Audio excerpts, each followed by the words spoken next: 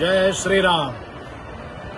జై స్వరాజ్య world TV వారికి ఇంత అద్భుతమైనటువంటి రామ్లల్లా ప్రాణ ప్రతిష్ఠ కార్యక్రమాన్ని హనుమకొండలో జరుగుతున్నటువంటి ఈ భవ్యమైన కార్యక్రమాన్ని సంపూర్ణంగా ప్రేక్షకులకు అందించేటువంటి కృషి చేస్తున్నటువంటి జై స్వరాజ్య వరల్డ్ టీవీ వారికి ధన్యవాదాలు తెలియజేస్తూ ఈరోజు అయోధ్య మహానగరంలో జరిగినటువంటి రామ్ లాలా ప్రాణ ప్రతిష్ఠ.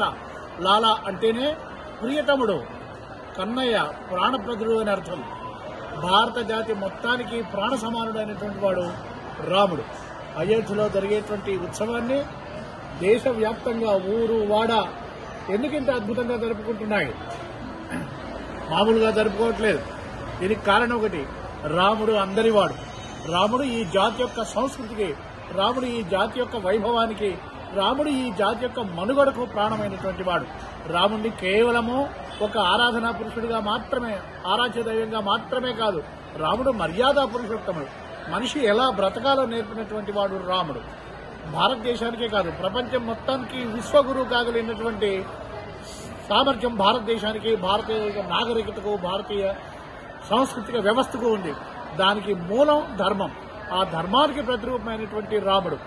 500 సంవత్సరాల పైచలకు నుంచి ఈ రాముణ్ణి మన దేశంలో హిందుత్వము, సనాతన ధర్మం ప్రాదుర్భవించినటువంటి ఈ దేశంలో, ఋషులు మునులు సంచరించినటువంటి ఈ దేశంలో రాముడు పుట్టి రాక్షసుల్ని సంహరించి ధర్మాన్ని స్థాపించి ప్రజల్ని చల్లగా పాలించినటువంటి ఈ దేశంలో రాముణ్ణి భవ్యమైనటువంటి దేవాలయంలో ప్రతిష్ఠించుకోవడానికి మనకు 530 సంవత్సరాల పైచిలుకు పట్టింది.